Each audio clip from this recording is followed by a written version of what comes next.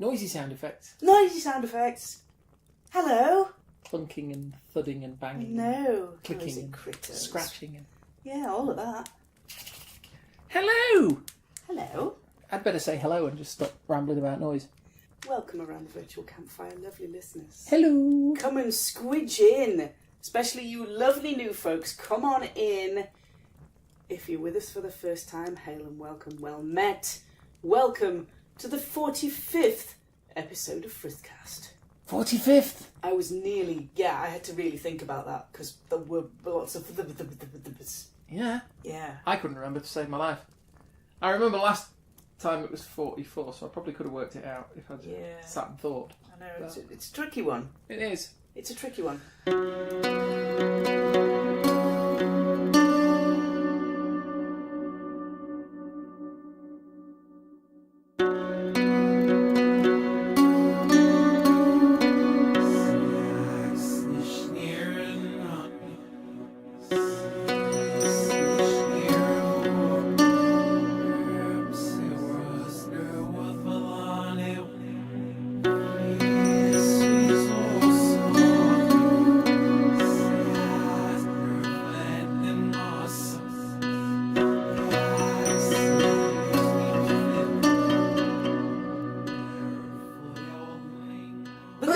Episode 45, welcoming around the virtual campfire. If you're a regular listener, you will know that every 9 episodes we do story time. Story time. And this being a multiple of 9 being 45, today is story time. Wait, hang on. 45 is a multiple of 9? Yeah. Is it? Yeah. Okay. I think so. Oh, no, I can't do maths. I think it is. Hang on. Hang on. Okay. I think I'm still recording, I'm not sure. Okay. 45 divided by 9 equals 5. Yes, it is divided by 9. Yes. To give 5. So it's a multiple of 9. It is an integer, so therefore you can tell a story. Therefore you can take tablets. You can probably take stories. You can take stories. You can take stories as well. Take 3 of these stories and call me in the morning. I will gladly do so. I love a good story. So, especially one late at night. And that too. Because it is late at night, because we're in the mystical forest. We are. Around the crackling campfire. We are. Anyway. Okay. So, yes, late at night. Yes. Because it's getting up towards that date, mm-hmm. Which some may recognise as Halloween, some as Samhain, some as other things. Yes.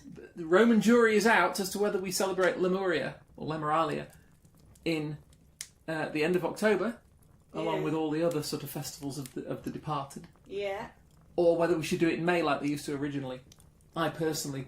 I'm inclined to put it at the end of October because everybody else is doing a similar thing, so, Anyway, the point I was going to make was, that's why you can hear spooky ghosts in the woods. You probably can't. It depends whether I can be bothered to find any decent sound effects. I think we did. We did this last time. We did spooky stories last time at Edda Saga. Yes, we did, because there was the whacker seal. The whack-a-mole seal with a hammer. Whack-a-mole ghost seal. With a sledgehammer. There was. Dr. Venkman never thought that one up, did he? He probably never crossed his little 1980s mind. Plinking on that piano. So, do go on. Thank you. Welcome to episode 45 of Frithcast. Hello. I'm Suzanne. I'm the UK ambassador for an organisation called TAC, which is the Asatru community. Hello, Suzanne. Hello. I'm Kate. Hurrah! Well met. I'm married to you.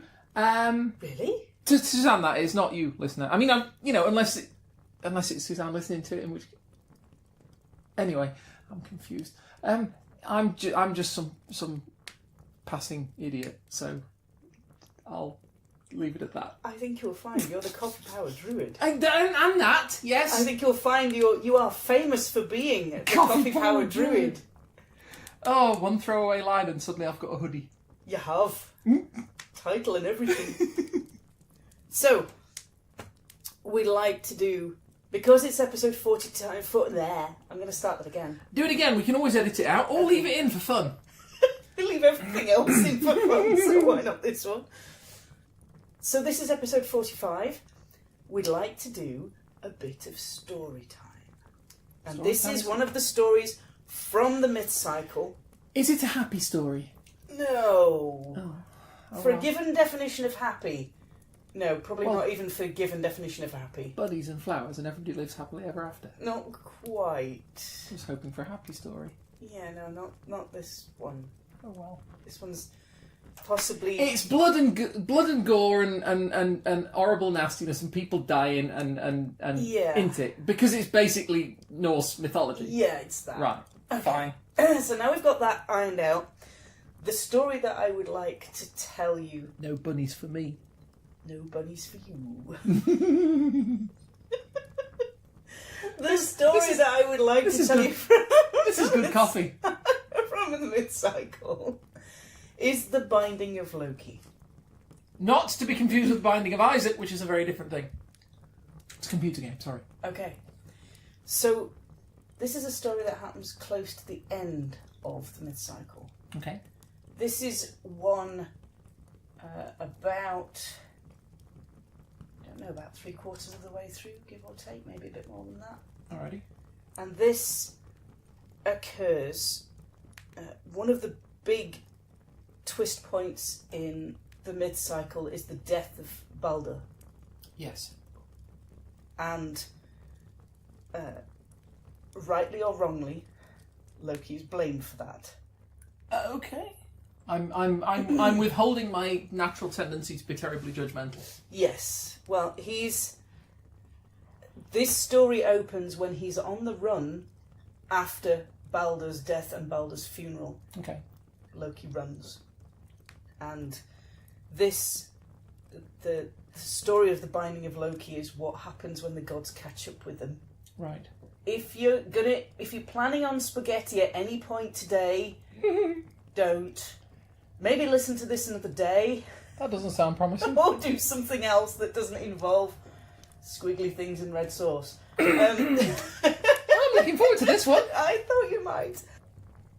So this story is one that fits between Balder's death and his funeral and the beginning of the Ragnarok. Okay. And this is what happens when the gods catch up with Loki. Right. And to say that they are mildly ticked off is somewhat of an understatement. Yeah. Well, you know, he did do a wrong thing. He did, yeah. Kind of engineered it so that somebody else did a wrong thing. Yeah, well, yes, that's true. That's actually worse, I guess. Yeah. Yeah. He was the agency through which the wrong thing was accomplished. Yes.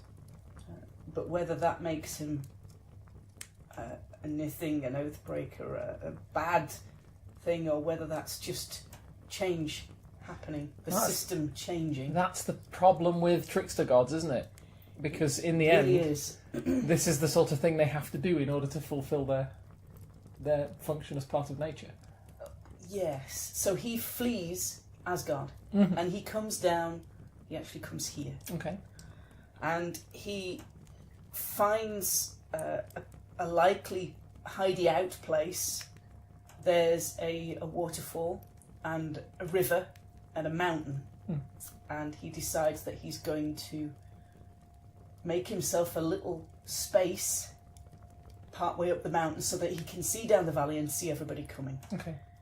He builds himself a house. It's not even a hall. Okay. It's just a low house that nobody can really see unless you're looking for it. He builds it very, very low and very, very out of sight. And he builds it with 4 doorways. Okay. So that he can see in every direction to check if anybody's coming. Yeah, makes sense.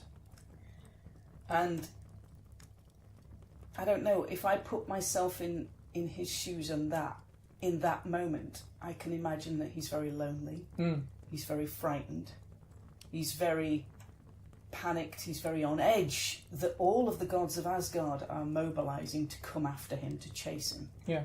And every one of them is finding their way out of Asgard and mobilising their units, their forces to come find him.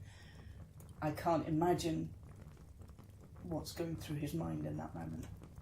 I can't get my head into that space that I would want to build myself a shelter and be able to see every direction, because these gods are powerful. Yeah. And I am the only thing in their sights right now is quite a feeling. It's a bad place to be. Yeah. So to take his mind off events, he changes shape. And he changes shape into a salmon. Okay. And he basically swims in the river during the day and then goes back into his little house in the evenings. He knows at that point that it's not a matter of if, but when. Okay. The gods will find him and track him down. Heimdall can see everything to start with. So he's feeling very hunted. Do you remember the episode we did where we talked about trickster gods, and we talked about him being the hunter and the hunted at the same time? Yes. This is part of that. Okay. So while he's in his little house that he's built for himself with the doors that face in all directions, he has an idea that he changes into a salmon and he wants to catch fish, so he creates something to help him do that. He creates a net. Okay. And he's, messing about with little bits of twine till he creates this fine mesh to go catch fish with. He's kind of paradoxically the hunter and the hunted at the moment. Okay. In the same thing. And he's creating the thing that he feels that will catch him. And he, at that moment, hears the gods coming into the valley. So quickly he throws the net onto the fire and burns it away.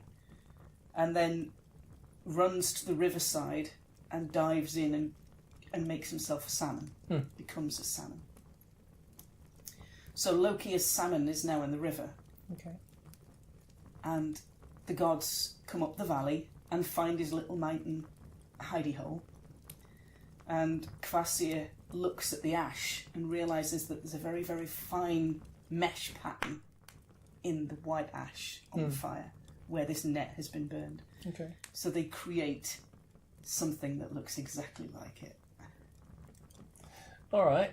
And then realise that Loki is probably shape changed, and because he's made a net, he's probably shape changed into a fish. Okay. So he creates the thing that destroys him, which is a really kind of odd little time loop to have in the middle of these stories. Yeah, but we know this myth cycle is cyclical. It really is. Well, this is kind of like a little cycle inside the bigger cycle. Yeah. So Like, what do they call them? Them little arty toys. Spirograph. Spirograph, yes. Yeah. Spirographs. Possibly TM, I don't know. Probably TM. So Thor takes the net and wanders into the river and starts herding the salmon downstream past all the gods so they can see if they can see Loki as salmon in with the other fish. And they can't because Loki's hidden on the bottom of the river and the net passes over the top of him. Right. So he doesn't get caught, he doesn't have to move. He's quite happily just chilling out on the bottom of the river as a salmon. So the gods think, could do with a little bit of improvement, this funny looking net thing. So they weight the bottom edge of it with stones. Okay.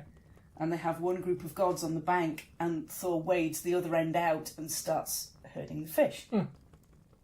And Loki as salmon is like, uh-oh. That's a bit awkward, that one. Slightly more of a problem. So he decides he's a salmon. He's going to do the jumping thing and jumps over the top of the net and into the deeper pool at the other end so he doesn't get herded down with the other fish. Fair dues. I was going to say I'd have just legged it off down the river, finned it, whatever, down the river. Yeah. But I admit I don't know the layout of the said watercourse or the physical capabilities of salmon, apart from that they can jump. Yeah. That's well, basically... Loki as salmon jumps. Okay. Jumps over the top of the net, lands back in the deep part of the river, goes, thank you very much, I'ma stay here now. This is my little space. I'm off, and the gods are like, alrighty then. So they're like, okay, we can't use an unweighted net because he goes under it. We can't use a weighted net because he goes over it. We've got to come up with plan the 3. Rocket launcher? Yeah, no, not quite rocket launcher. Stick of dynamite. Didn't have any dynamite. Okay. Decide to go with a slightly adapted plan. So you've got 2 groups of guards on either bank, and they've spread the net out with the weight on, where the weight's on the bottom between them, and they drop it in the back of the pool under the waterfall, and they walk it forwards. And behind the net, Thor's wading in the water. Now I can imagine at this point he's taken his boots off and he's rolled his trouser legs up, and he's wading through the river, getting completely drenched. The trouble is, his red hair's going all frizzy, and it's not going to, it's going to take some serious conditioner to come back from this. I'm sorry, but I can't see anything except Chris Hemsworth spandex. This is not a bad image. That's true. Yeah. This is not entirely unpalatable. Yeah. Listeners, we're just going to pause here for a just second give or us a two and process that. Yeah. Okay, yeah, I've definitely got that image in my head. Okay, so you've got an image, 2 sets of gods, net getting pushed forwards, Loki as salmon is now getting trapped on the wrong side of the net, thinks, aha, we've played this game before, I shall just engineer the same tactic and do the jumping thing. Yeah. I can do that, then not, Easy.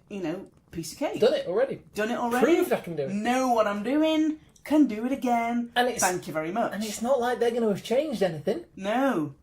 I'm the clever one. He decides to do the salmon, swim hard as he can at the net, leap over the top of it, nice big rainbow arc in the sunshine, and gets his tail caught. Oh.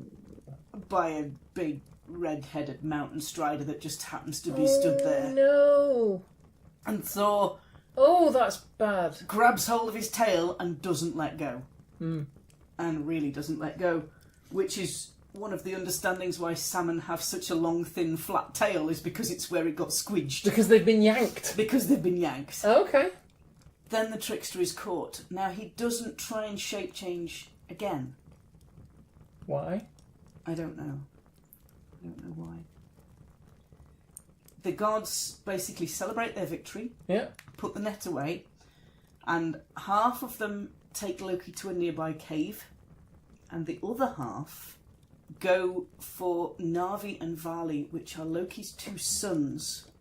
Okay. By a lady goddess called Sigyn. And they are his 2 boys. And this is where things probably get quite excessive. Because the gods turn Vali, one of the brothers, into a wolf. Right. And he immediately sets on his brother and rips his throat out and kills him. Youch. Ouch. And then Vali, as wolf, runs off towards Jotunheim and is not seen. Okay. Again, that's his part in the tale over. So the gods finish Vali as wolf's work, and they cut Narvi's stomach open and remove all of his intestines. Hence the spaghetti. Hence the spaghetti. Yeah. Did warn you, don't do spaghetti. Yeah. And they take... Really missing them bunnies about now. Yeah, they take the coiled intestines back to the cave. Yeah. Now, there are some variations. There's one understanding has it that they bring both brothers to the cave, and one understanding has it that the killing happens elsewhere and just the intestines are brought back to the cave. Okay. And they find 3 rocks. There's that 3 again. Yeah. 3 chances to catch the salmon, 3 rocks. Okay. And they drill holes through these 3 rocks and they set them up on end. And they use his own son's intestines to tie Loki to the 3 rocks. That... Yeah. It's a bit out there. Is... Yeah. Carry on. It's kind of like... bit much. Yeah. Yeah. But they're not done. You can go off some gods, you I know you can. They're not done. Skadi, mountain goddess. Mm-hmm. We know her. She who likes clean feet. Indeed she does. And righteous vengeance. And laughing on her wedding day. Yeah. All of that. She brings a really, really big, gnarly snake into the cave. And she ties it up against a stalactite above where Loki is laid out and pinned. Okay. And this snake, you can probably say, is just as foul-tempered right now because it starts dripping snake venom and spitting. And this poison falls onto Loki. Ew. Yeah. Is Loki still a fish at this point, then? No. Okay. He's a human being. All right. And when... Or humanoid. Yeah, ish. When the gods came for his two sons, his wife Sigyn joins in and she starts lamenting not only what's happened to her sons, but what's also happening to her husband. Yeah. So she takes a bowl and she shields Loki's face from the snake spitting poison, venom. Okay. And she stays there holding the bowl until it becomes full. And when she takes the bowl away to empty it so that she can fill it again, the poison lands on him. Right. And he basically, in his spasms, in his shudders, in his absolute fever of snake poison, he makes the whole world shake. The whole of Midgard quakes because of that. Because he's a god. And... Because he's a god and he's been tortured by other gods. Yeah. It's quite a strange tale in a way because, I mean, you have a lot of funny tales in the myth cycle. You have some utterly hilarious ones, which we've covered before. Yeah. This one... Not so funny. Not so funny. I mean, I like a dose of black humour, don't get me wrong. But Yeah. this is a bit too black even for me. I'm not busting a gut on this one. No, he did. Thank you. You're welcome. Ow. just some flowers, just a few flowers. Maybe a squirrel. Yeah, no. I like squirrels. No, not in this one. So, what you have are a married couple. Now, Sigyn stays with Loki and keeps the poison off his face until basically the tale ends with saying this is the way that things will stay until the Ragnarok starts. Wow.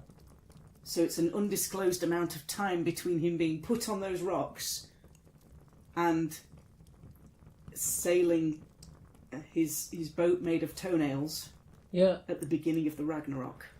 So that's why we leave them? Yeah, basically. And Sigyn, I don't think she's heard of again. To be continued. Yeah, only ... she's not. No. Because her sons have gone, her husband is being punished, and the only recourse left to her is to try and mitigate that punishment as best she can. For like ever. To stay loyal to her husband. Yeah. And try and ease the pain that he's in. Yeah. And at what point in all of that? I mean, there's no question. I mean, I'm a very judgmental person, obviously. You know, I have the kind of brain that likes to look for I was going to say binary decisions. And absolutes. I like absolutes. Yeah. I like, when I'm watching a film or whatever, I want to know who's the goodies and who's the baddies. And it's very, very difficult in this modern age of sort of gritty realism and so forth. As good as films and TV can be, but it's very difficult because heroes are always squeaky clean. No, that's the thing. They're not. I mean, you can look a at little bit morally ambiguous nowadays, I think. I mean, I look at something like one of my favourite shows is Battlestar Galactica, the remake from a few years ago. There's very few people in Battlestar who are goodies, but at the same time, there's very few people who are baddies. They just all make decisions. Yeah, and there is no good and bad because the whole situation is what's good at one time is then not good afterwards. That's right. So somebody makes a decision which sitting in the comfort of my armchair watching the telly, I would never have done that. Yeah. But the truth is, I don't know. No. And it's very much the same with this. I mean, I look at this story. I look at the story of what happens to Baldur. Yeah. And my brain goes, well, Loki's the bad guy then, because he's for no discernible reason that I can figure out. He decided for a laugh he was going to have one of the gods killed, and he picked one of the, the golden boy. Yeah, he did pick Golden Boy. Yeah. Maybe that was why. Because Loki never has a haul. No. He doesn't have lands. He doesn't have a domain. He just has the ability to change shape and to be incredibly cunning. Mm. Quick thinking, to have potential for whichever way that goes. Mm. So I can sit and watch what he does to Baldur and think he's the bad guy. Mm. He's clearly the bad guy. There's no two ways about it. There's absolutely no sympathy for him whatsoever. He put himself in that position. When you were saying about he builds a hall with doors in each wall, so you can see and he probably feels very alone and very scared and very Yes. And yes, he does. But you are, as we've talked about before, you're a very empathic sort of person. Whereas my immediate instinct to that is, well, he did that to himself. He didn't have to. Yeah. He didn't have to do what he did. This is just the consequences of what he did. But then you start telling me what happened to him, what they do to him. Yeah.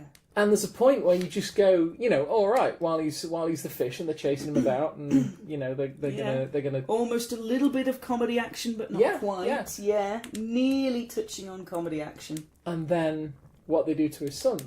Yeah. I mean, even at that point, I was going, no, that's too much. That's not proportionate. And then when you, when you described the poison and the what they bound him with. Yes. And I'm like, no, that's just so straight away. My sort of one or zero brain that I've got is trying to go, but is he a good guy now, or is he? What does this make? And now he's the victim, being unfairly punished, victimised. Yeah. Does that? But that makes him the good guy, and it makes them the bad guys, and I'm confused. I know. It's quite a tale, and if you bear in mind then that this comes before the Ragnarok starts. But we don't know how long before. But this is kind of the prelude, if you like. This is why he stands on the side that he does at the Ragnarok. Yeah. These are the actions and the decisions that have led up to him, going through the Ragnarok. And if you look at the myth cycle, you'll probably look at it and think, well, it's the death of Baldur that starts events tipping onto that path. That's when this character, the Trickster, the great potential, goes from being quite mischievous, quite playful, a lot of laughter, even if it is a little bit dark in places. Yeah. But when you get to the point of the death of Baldur, after that he becomes very malicious. Yeah. Becomes no humour at all. It becomes very serious. It becomes very almost overreactive, like you've got the death of Baldur and then you've got this and then you get the Ragnarok. So each of these is like the shocker coming up to the big season finale. Yes, I suppose so. I mean, these are all where the blows start. You've play fought up to the death of Baldur and then the blows start landing. Yeah. And you think, I can't think my way through this anymore. I don't know how these gods are doing what they're doing because I can't work out. But it's a problem we see constantly reflected in human relations as well. Relations between peoples and nations and whatever. We have a history, replete with situations where people have been fighting for so long, but every blow has to be responded to with an equal and more. Yeah. So we end up with this pattern of escalation that just nobody wants to sort of be the one to step back and say, let's just calm it down. I mean, obviously, I think by the point that the time they get to the death of Baldur, you can't and none of them can back down because it's too much to lose if they do. That's the problem. And I mean, as I say, not wanting to dwell too much on the real world, but I say the real world, the non-mythological world. But I mean, there have been situations where people have driven it right to the wire. Yeah. And have managed to step back. We've been very lucky in that respect. We have. In this, they don't feel they can. No. It's a different... The society then has a different set of rules, and the concept of losing honour and being dishonoured is huge. Yeah. And this is a very, very armed society. Yes. This is an armed society in a different way than we are an armed society, but they... Surprising it's not more polite, really. Yes. Well, it has Moving a on. set of very intricate rules. We're British, we don't understand. Just pity us and move along. Yeah, it has. I mean, Viking society has a very huge set of very intricate rules that govern the application of violence. Yeah. And where it is permissible to be violent, even though everybody is trained in weaponry and has access to weaponry, and teenagers and kids can get their hands on weaponry and are indeed expected to train in it. Yeah. And to learn it, and to have, handle sharp objects from a very young age. You can understand that that's very much a different mentality to the one we have now. But you still follow the rules. Yeah, the socially acceptable rules that run alongside it are imprinted, they're ingrained, they're very, very strict. Yeah. When and where violence is acceptable against somebody else. But with the death of Balder, that starts disintegrating, and it starts changing, and it starts getting more of this kind of violence escalation pattern, until you get to, this being one of the big events on the way to the Ragnarok starting. Yeah. Lovely listeners, whether you view the Trickster as potential and change, or whether you view him as an oathbreaker, a nithing, a coward, however you view him... Can I view him as Tom Hiddleston, please? You can. Thank you. Do you want a moment? No, it's fine. Okay. Carry on. Just asking. It's the suit. I know. It is the suit. You know.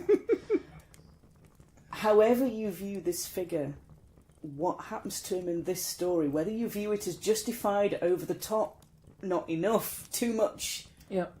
It's part of this cycle of events on the way to the Ragnarok, the end of days. Is it fair to say that it's possible the story we're looking at is a metaphor for something specific? It's possible.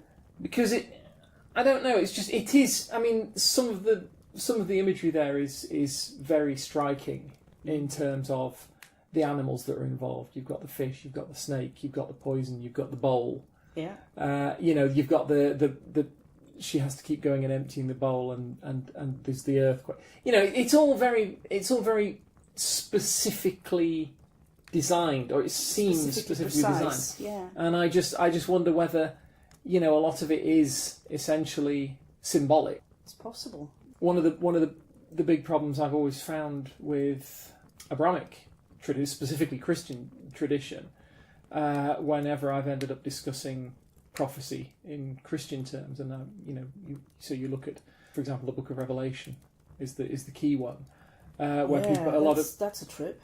It certainly is, and a lot of people will say, "Oh well, the beast means this, and the whore of Babylon means that, and the 7 crowns means something else, and the mark of the beast means whatever." And everybody will have a particular interpretation, but it always strikes me that we are 2,000 years ish, give or take, on from when that was written, and if, as some people suggest, it was written as a sort of a political commentary, if you like. We've lost an awful lot of the cultural context that would be needed to understand what was being said. Yes. Yeah. So it is possible that it is more of a metaphorical imagery. It uses a lot of things that the Vikings would have been very familiar with. They're very familiar with fishing with nets. They're very familiar with bowls. They're probably quite familiar with salmon, because yay, salmon. Yeah. Well, the Celts were big on salmon, weren't they? The Celts were whole with the fish of knowledge thing going on. We say Celts, obviously Celts asterisk. Yeah, Celts complicated. Or local tribes and nations. Yeah. Which we now refer to as the Celts. Complex. Indeed. They're using very familiar things in this story. The house with the 4 doors. Houses, Viking halls, 1 door. Okay. So you're making 4. Yeah. What's that all about? Because, it's suddenly this is very specific detail that he's making a house, a very small shelter with ways that he can see everywhere so that he can watch everybody coming. And is that just a symbol of his understanding that it's when and not if? And it's just manifesting physically into the story. I guess so. There's a whole lot of ways you can pull this apart, and I love being able to pull it apart. It makes for a good story. It does make for a good story. You can analyse it afterwards. But for now, lovely listeners, that's probably coming close to the end of this episode. Let us know how you see this story. Let us know how you interpret his character at this point in the mid-cycle, what you think about what's going on here. It'd be interesting to read some interpretations, certainly. Yeah, and just have a bit of a natter about them. And if you do, you want to find us online, my name's Suzanne Martin. You can find me on Facebook and on Twitter at Suzanne Tack, which is TAC. And if you want to talk to me, the best approach is to find me at glassrain.net, which is my shabby website, and my and my social media accounts, such as they are linked from there. Okay.